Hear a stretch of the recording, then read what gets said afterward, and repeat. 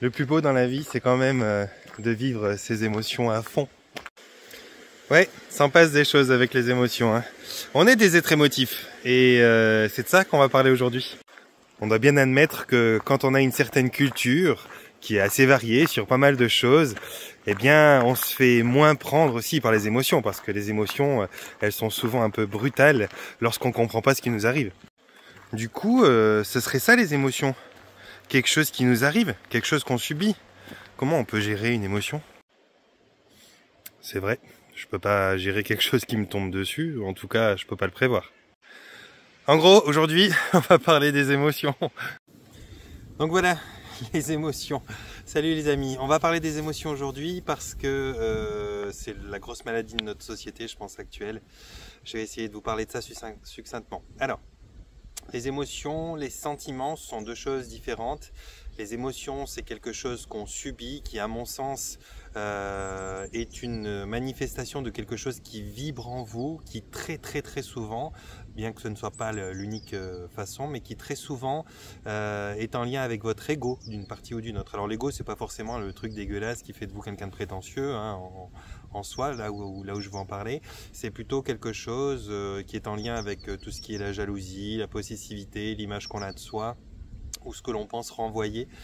Tout ça, ce sont des choses qui sont liées à l'ego, qui sont pas forcément mauvaises en soi, hein. C'est juste quelque chose qui va faire que nos comportements sont ajustés par rapport à ce que l'on veut dégager ou ce que l'on croit que l'on dégage, etc. Un sentiment, c'est quelque chose que l'on ressent. Un sentiment, il est pas forcément en lien, même quasiment jamais en lien avec l'image que vous avez de vous, la croyance que vous avez sur vous, ou ce que vous pensez être en tant qu'identité ou dégagé. C'est plutôt quelque chose qui fait qu'arriver vers vous. Vous le vibrez, vous le vivez, le sentiment. Mais c'est quelque chose qui est en lien avec normalement son extérieur, donc que ce soit un animal, un objet ou bien une personne. Et puis ça peut aussi être, alors il y a bien évidemment ma vidéo sera pauvre pour parler de ces sujets-là, parce qu'il faudrait y passer des heures et des heures. Mais ce que je voulais vous dire ensuite, c'est que le sentiment, il peut aussi être assez intuitif. On a un ressenti que quelque chose ne va pas bien se passer si on va par là, ou alors on a le ressenti qu'on a vraiment tout intérêt à aller dans ce sens. Donc ça peut être assez intuitif, mais c'est quelque chose qui est ressenti par rapport à quelque chose d'existant, de vivant, de palpable, ou évidemment ça peut aussi se ressentir pour quelque chose qui est peut-être vivant, qui est peut-être dans votre environnement, mais qui n'est pas forcément palpable. On peut avoir un ressenti qui est une intuition, une forme d'intuition. Alors que l'émotion, elle est jamais intuitive. L'émotion, c'est quelque chose qui est vraiment la faiblesse de l'être humain, même si c'est quelque chose qu'il faut savoir vivre, ces émotions, c'est toujours pour construire. Le sentiment, on n'a pas besoin de construire dessus, on n'a pas besoin d'arranger ou de travailler quoi que ce soit pour améliorer ou détériorer ces sentiments, alors que les émotions, on va être amené de temps en temps à se rendre compte que ça serait bien de pouvoir les canaliser, les gérer d'une manière ou d'une autre, parce que bien souvent on les subit, puis c'est pas très confortable, hein, ça peut être un peu, voilà. Alors, c'est quelque chose qui est également énormément utilisé dans la publicité, dans le marketing, dans la politique, dans le commerce d'une manière générale, parce que l'émotion, elle donne de la compulsivité, et puis elle permet de réduire l'activité mentale, intellectuelle à des niveaux assez bas pour qu'on soit plus dans l'impulsion, qu'on soit plus dans la spontanéité d'une émotion qui se déclenche, quoi. Et c'est pour ça que vous aurez très souvent, c'est quelque chose qu'on apprend en programmation neurolinguistique, travailler avec les émotions en thérapie comme en coaching, et vous aurez très souvent besoin, pour vous adresser à une personne dans laquelle vous voulez, avec laquelle vous voulez travailler, à plonger dans ses émotions, de commencer vos phrases par « mais imagine-toi que ». Parce que pour pouvoir aller travailler sur un terrain quel qu'il soit, pour pouvoir aller vous vendre un produit, pour pouvoir séduire, pour pouvoir... on a besoin de faire en sorte que la personne se projette, soit avec ce que vous voulez lui vendre, soit dans une situation que vous voulez lui épargner, soit dans une situation dans laquelle vous voulez l'entraîner, soit dans un futur qui pourrait potentiellement lui plaire. Vous avez besoin de faire en sorte que la personne, elle se projette. Et donc, vous allez lui demander d'imaginer, de mettre en image la personne telle qu'elle est dans le contexte de ce que vous lui proposez. Donc un vendeur, un bon vendeur va pouvoir vous dire, ah mais mettez-vous au volant, fermez les yeux, imaginez-vous que vous l'avez, comment vous vous sentez dans cette voiture, est-ce qu'elle n'est pas parfaite pour vous, pour votre famille, etc. C'est un vendeur qui a déjà bien compris comment travailler sur l'émotionnel. L'émotionnel, il n'y a pas besoin d'aller jusqu'aux éclats de rire et jusqu'à pleurer, hein. Il y a différentes strates assez subtiles d'émotionnel qui peuvent être travaillées, mais dans la moindre des discussions où vous avez un petit peu un langage affiné, vous pourrez plonger quelqu'un dans l'aspect émotif sans qu'il se sente débordé et qu'il ait l'impression d'en avoir une. Et là, vous pourrez l'emmener plus ou moins où vous voulez. Les émotions, on peut s'en servir dans les agréables et dans les désagréables parce que c'est quelque chose qui va être... Alors, pourquoi c'est quelque chose qui va être utilisé à un tel niveau dans le coaching et dans la thérapie ou dans la psychologie? Eh bien parce que, si vous voulez, comme je vous le disais, les émotions, c'est quelque chose qui est très très souvent, voire presque tout le temps en lien avec vous, l'image que vous avez de vous, votre ego. On va résumer par l'ego parce que c'est ça l'ego. Bien qu'il y ait d'autres strates qui expliquent la conscience de soi, etc. Mais la conscience de soi, c'est sur un plan global, c'est pas sur une image qu'on renvoie. Bref, on pourrait détailler, mais on va essayer de faire simple. Donc une émotion, c'est quelque chose qui est en lien avec ce que vous pensez être, avec ce que vous pensez que vous êtes. Et ça va être très facile pour pouvoir... cerner justement qui vous êtes, cerner comment vous fonctionnez, cerner ce qui vous convient, ce qui vous convient pas, dès lors qu'on vous plonge dans une émotion. Donc si on vous attaque un petit peu, qu'on vous pique, qu'on vous chambre, etc., ça va nous permettre de voir où sont vos limites, comment vous réagissez, quelle idée vous avez de vous-même, quelle idée vous pensez que les autres ont de vous-même, etc. Donc ça va pouvoir nous permettre de trouver les failles, de les colmater, d'essayer de voir si finalement on peut pas changer de point d'observation pour pouvoir avoir différents angles de vue sur ce que vous êtes, sur ce que vous dégagez, sur ce que vous pensez que les autres dégagent. Et puis c'est un outil de travail qui est extraordinaire. Alors quand il s'agit de le travailler en psychothérapie ou autre, mais quand il s'agit de vous vendre quelque chose qui a priori vous n'avez pas besoin d'avoir sur un salon ou sur je sais pas quoi, là ça va être utilisé dans l'objectif ultime du vendeur, et puis vous allez vous faire un petit peu piéger par vos émotions, piégé donc par votre ego. Ce qui est différent du sentiment, parce qu'on ne peut pas vraiment vous piéger par le sentiment. On peut essayer de vous faire un chantage affectif, mais encore une fois ça vous ramène à vous, ça déclenche des émotions, et c'est sur ces émotions qu'on travaille même dans un chantage affectif. Le sentiment en tant que tel, on ne peut pas travailler dessus, il est là, on le reçoit de plein fouet, on le vibre pas. Une émotion, elle peut être très largement différente d'une personne à une autre. Le truc, c'est que si vous voulez, ça c'est très très très connu. C'est vraiment extrêmement bien connu. Ça a été connu dans les domaines de la psychologie, ça a été connu dans les domaines de la manipulation, ça a été connu dans les domaines de la politique. Donc manipulation, on pourrait dire la même chose.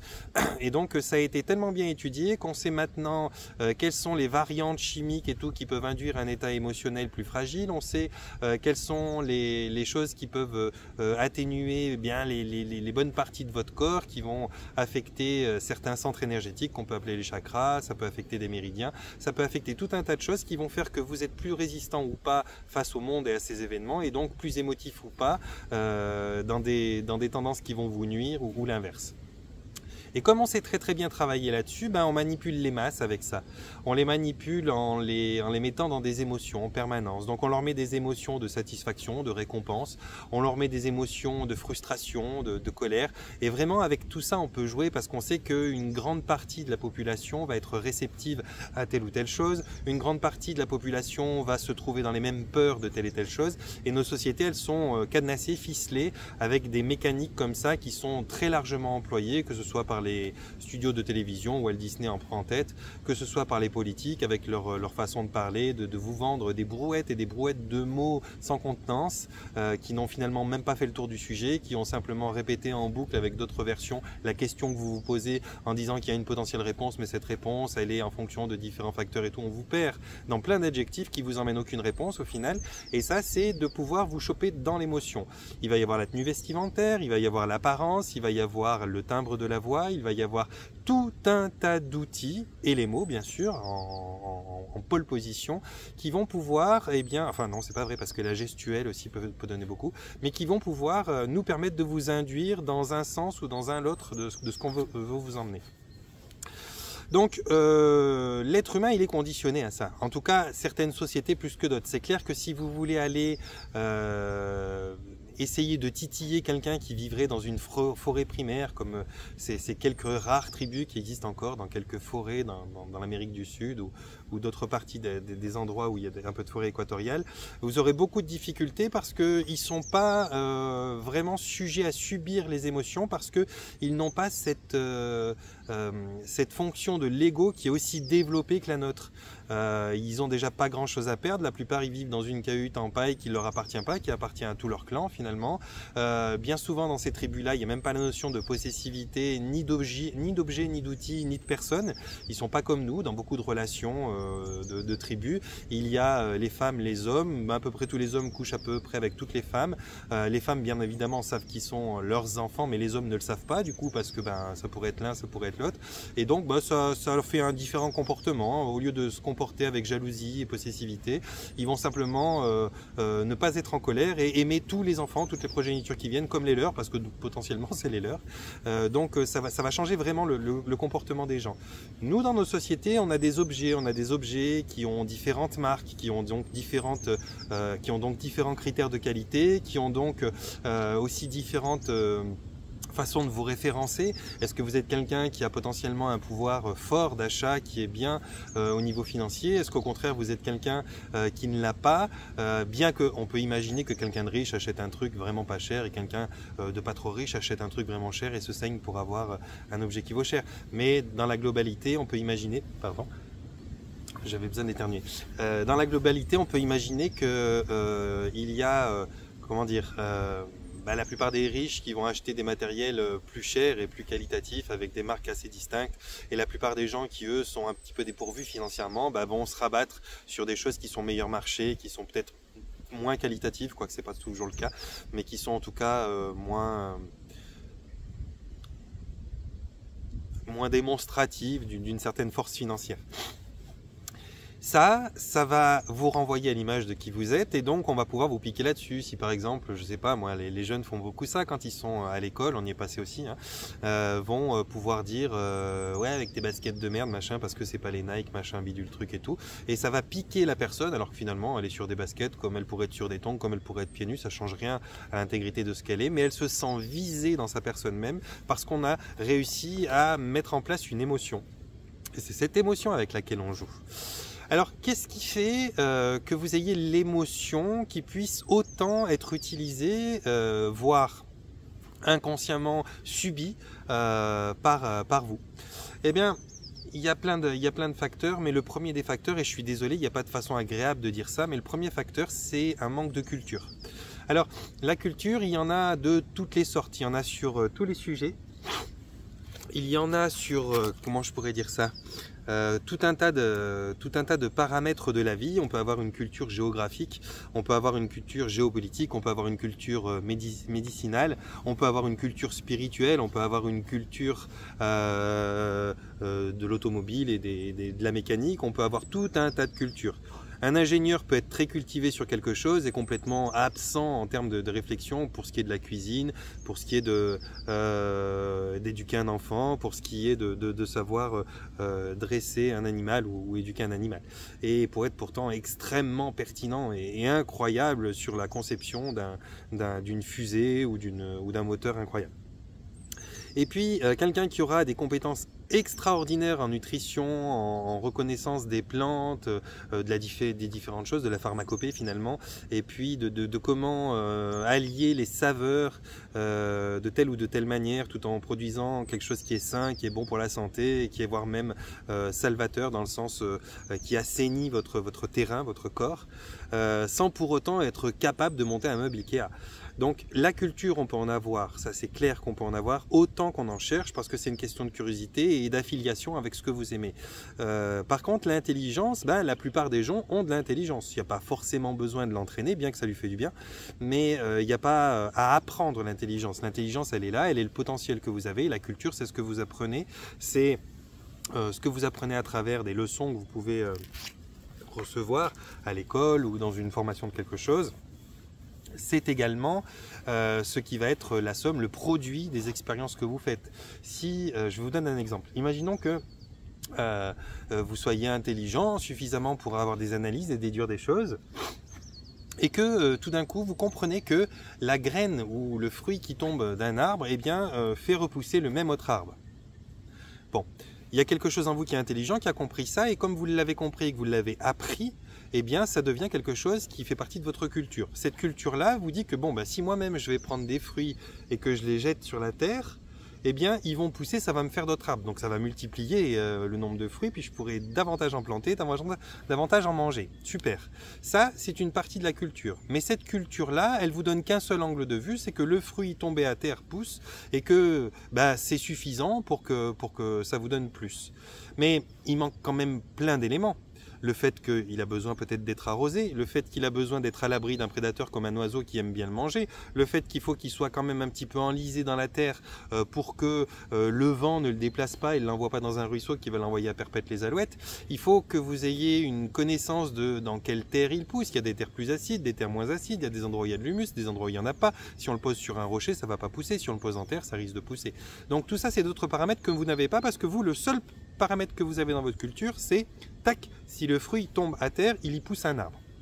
Bon, vous allez prendre 10 fruits, 10 graines et vous allez en mettre 10 sur la terre et vous allez vous apercevoir qu'il y en aura peut-être une seule qui pousse. Parce que des auront été emmenés par le vent, des auront été mangés par les renards ou par les oiseaux, d'autres auront été sur un bout de terrain qui est trop acide, d'autres qui n'est pas assez acide. Au final, sur 10 graines, sur ces 10, il n'y en a plus qu'une qui pousse. C'est parce que vous avez peut-être un manque de culture par rapport à qu'est-ce qui est optimal pour la graine. Du coup, vous allez vous retrouver avec un résultat qui, lui, représente votre aptitude à faire pousser des arbres. Et ce résultat, bah, il n'est pas captivant, c'est pas une folie. Vous n'avez pas planté 10 graines, il en a poussé 10, vous en avez planté 10, il en a poussé une. Et là, ça va vous soumettre à des émotions qui sont de la frustration, qui sont de la déception, qui sont des choses comme ça. Et en fonction de ça, vous allez passer plus ou moins un bon moment derrière parce que vous vous reprochez de ne pas avoir les connaissances suffisantes, vous vous reprochez de ne pas être à la hauteur, vous vous reprochez de ne pas avoir compris quelque chose. Bref, inconsciemment, vous vous reprochez tout un tas de choses à l'intérieur qui sont manifestées par des peurs de ne pas être ce que vous pensez être.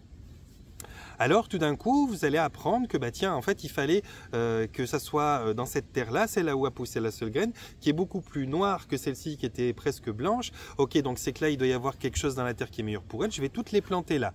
Et j'ai compris que les oiseaux, ils venaient les manger, je les ai observés. Donc au lieu de les poser direct à même la terre, je vais juste ratisser un petit peu la terre, je vais les poser, je vais remettre de la terre humide dessus, 2-3 trucs comme ça. Les oiseaux peuvent pas les attraper et le vent peut pas les pousser, ils passent par-dessus. Et là, vous allez vous apercevoir que sur les 10 graines que vous plantez, du coup, il y en a 4 ou 5 ou 6 qui poussent. Et ainsi de suite, à fur et à mesure que vous apprenez, vous aurez un ratio plus grand de graines qui poussent. Et un jour, vous en plantez 10, il en pousse 10. Eh bien, c'est parce que vous vous êtes enrichi culturellement. Comme vous vous êtes enrichi culturellement, vous avez été de moins en moins soumis à des émotions qui vous étaient défavorables parce que vous êtes devenu meilleur à chaque fois. Et vous allez vous apercevoir que plus vous devenez meilleur, plus vous apprenez, et plus vos émotions sont des émotions agréables, constructives et faciles à gérer. Parce que vous ne vous êtes pas simplement contenté d'en rester là où vous en étiez, sans chercher à apprendre, vous avez au contraire appris, et vous avez par l'expérience et par l'enrichissement de votre culture, eh bien plus avoir plus de paramètres en considération, donc plus d'angles de vue d'une même situation, et par cette culture, vous avez une meilleure réussite de vous-même, simplement pour commencer, et de ce que vous entreprenez. Et donc, vos émotions qui sont maintenant actuelles, qui sont de la satisfaction, qui sont de la fierté, ou peu importe ce que vous développez comme émotion, en lien avec votre ego, encore une fois, hein, eh bien, ce sont des émotions qui ne sont pas désagréables. Et là, on ne se dit pas, ben, j'ai besoin de gérer, de canaliser ma joie. Non, en général, on veut gérer, canaliser notre tristesse, notre empathie qui est trop forte quand on souffre avec les autres. On veut gérer des émotions qui nous sont un petit peu délétères, qui sont quelque chose qui nous pèse. Mais on cherche jamais à gérer l'euphorie, la joie, ou la satisfaction. C'est des émotions qu'on aimerait bien ressentir au plus souvent et en profusion.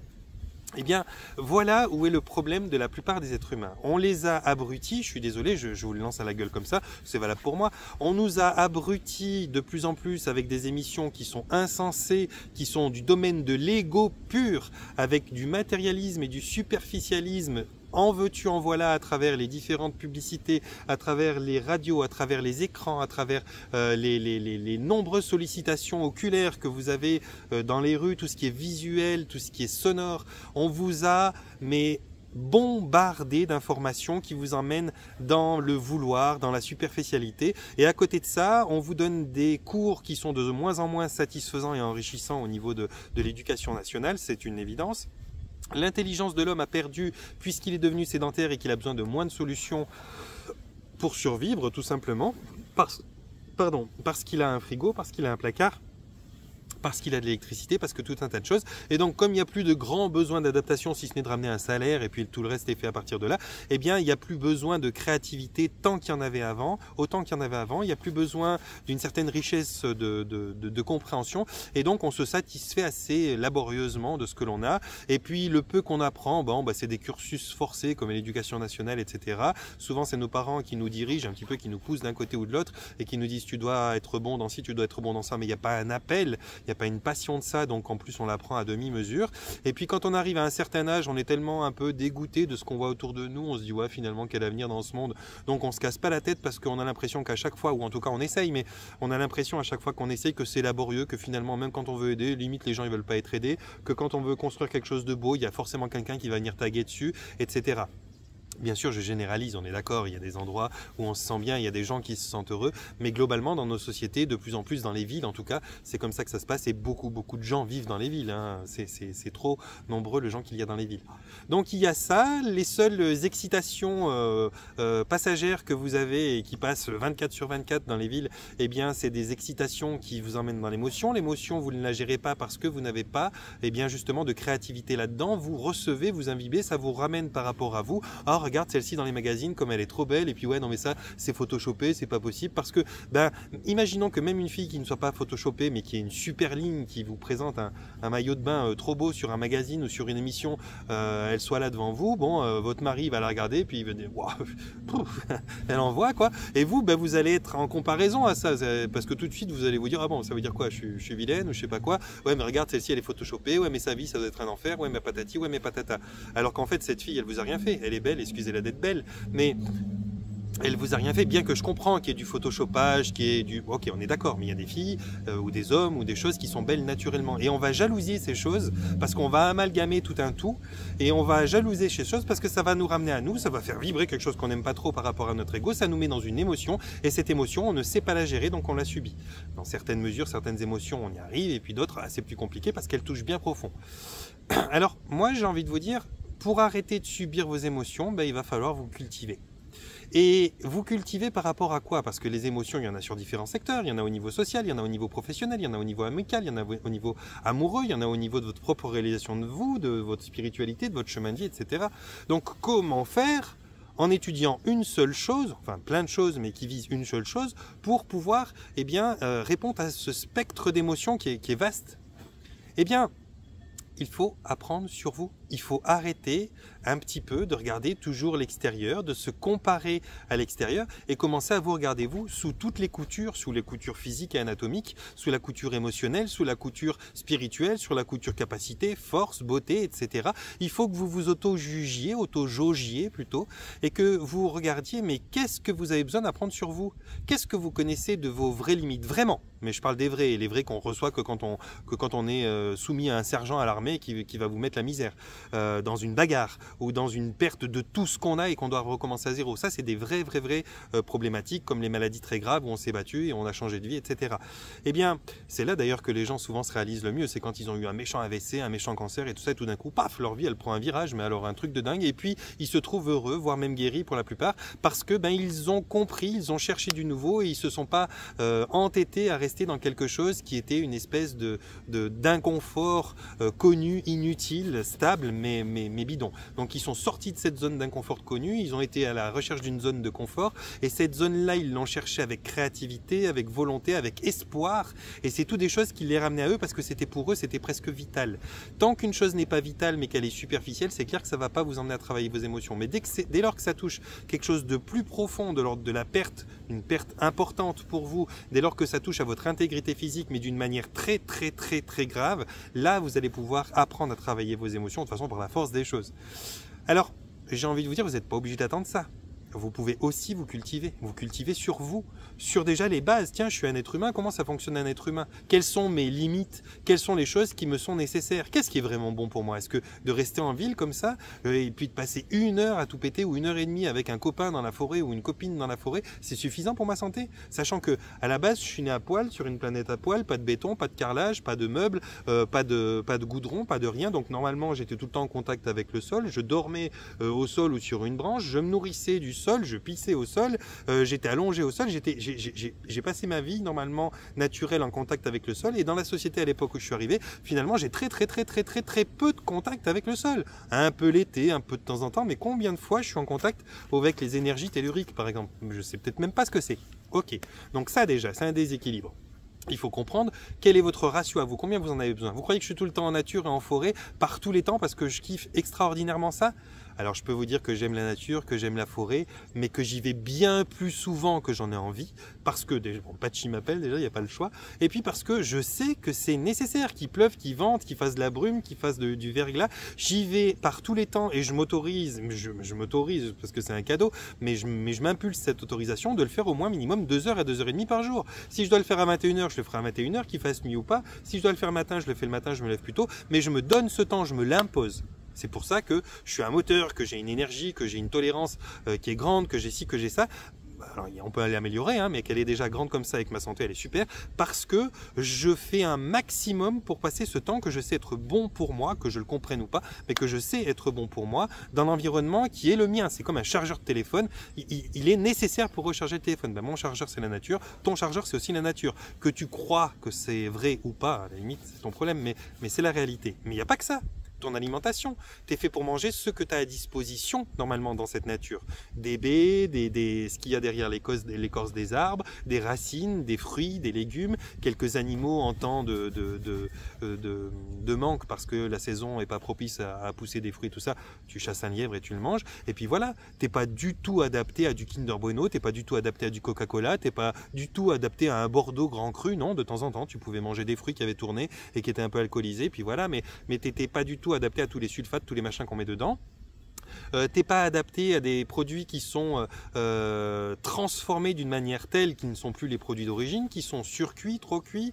T'es vraiment pas adapté à une nourriture qui n'est pas celle que tu as naturellement à ta disposition. Tu n'es pas adapté non plus à avoir des antennes tous les 15 mètres dans ton lotissement, dans ton endroit où tu vis, à l'école, dans le bar en face de chez toi. Tu vas au cinéma, t'en as une du cinéma, une de l'hôtel au-dessus, une du bar à côté, une du kebab de l'autre côté. Bref, t'es pas adapté à avoir tellement de croisements d'ondes, de bandes passantes comme ça, qui sont des fréquences qui sont extrêmement nocives quand elles se croisent là où tu te trouves.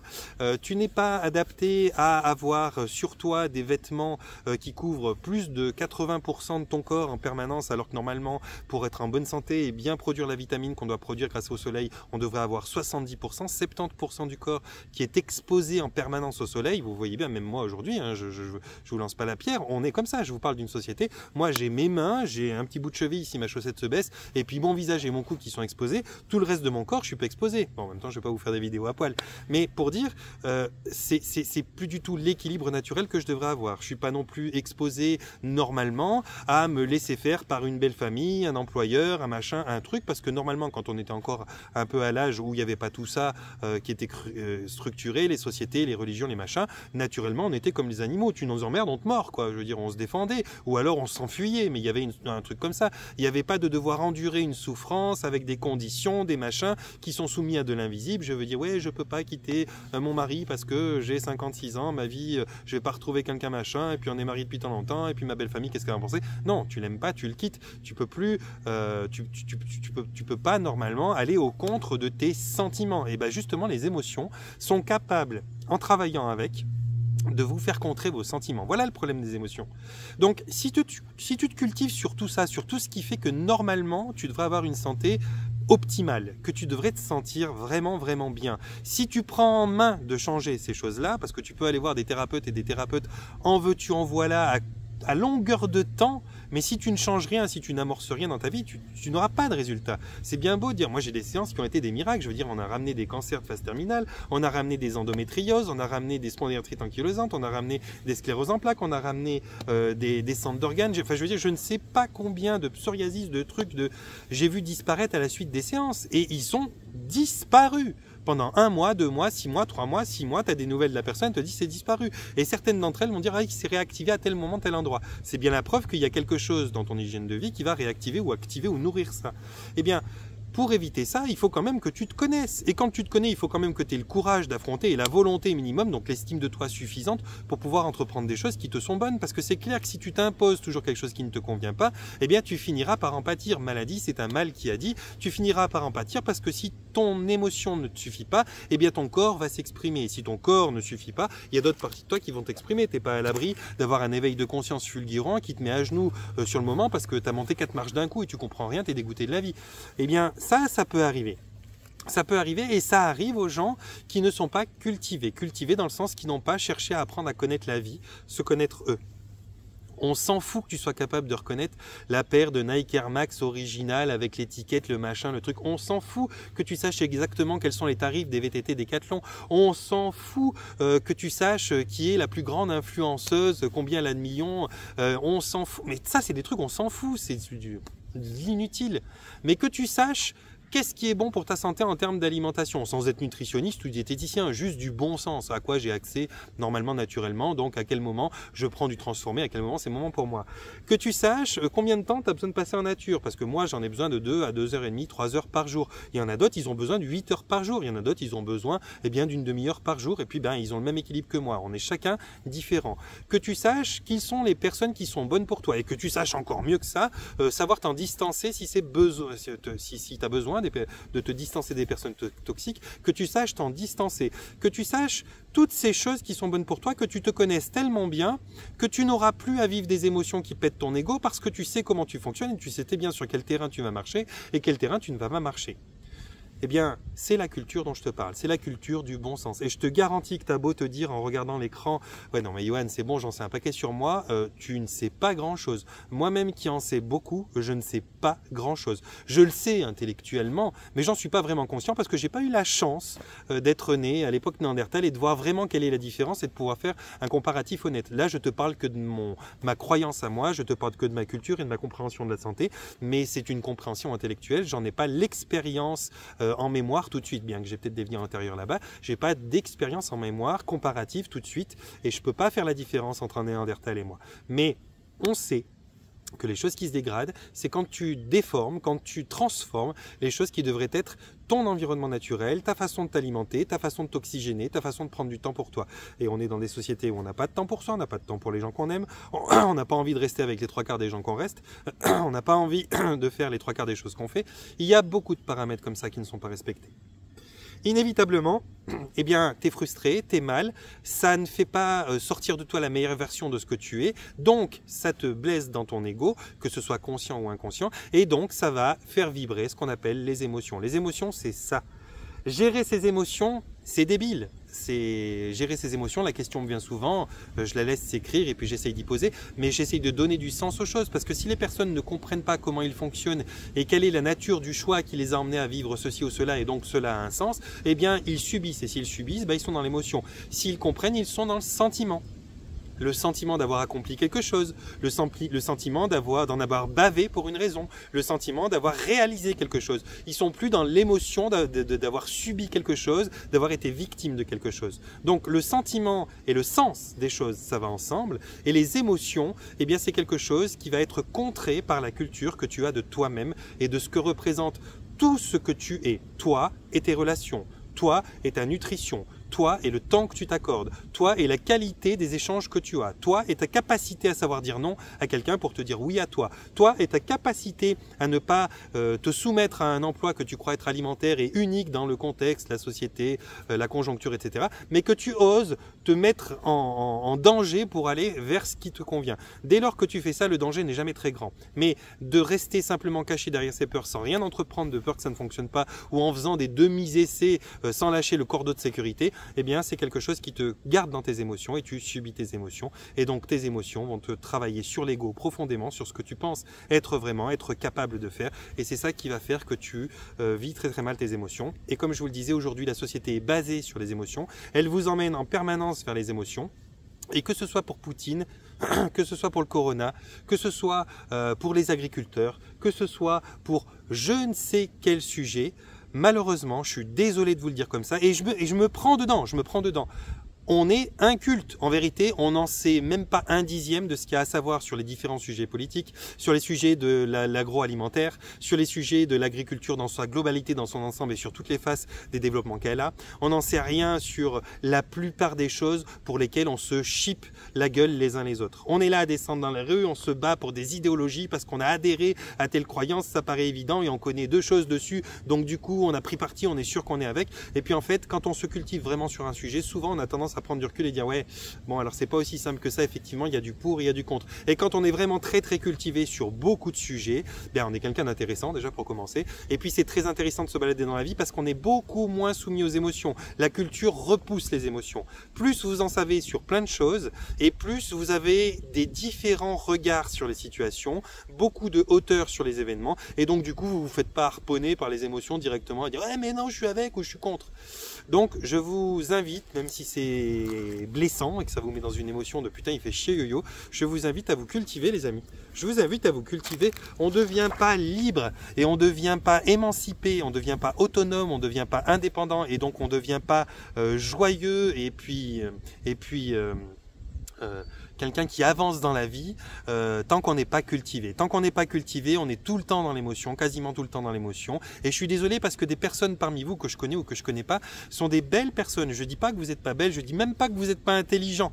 Je parle de culture. Vous avez un potentiel de dingue, vous êtes des êtres créateurs par la pensée, vous êtes des êtres divins et le fait de ne pas savoir ce petit truc ou d'avoir eu la fainéantise de pas vous y mettre à cause de raisons qui sont que des prétextes, eh bien vous êtes peut-être un peu moins cultivé que vous devriez ou que vous pourriez et du coup vous subissez vos émotions, votre intelligence qui essaye de les raisonner ou de les solder, eh bien elle va leur donner du poids en manifestant dans votre vie votre pouvoir créateur qui va être absolument ce que vous voulez pas. Et donc par le manque de culture, vous allez devenir bien simplement sujet à subir vos émotions.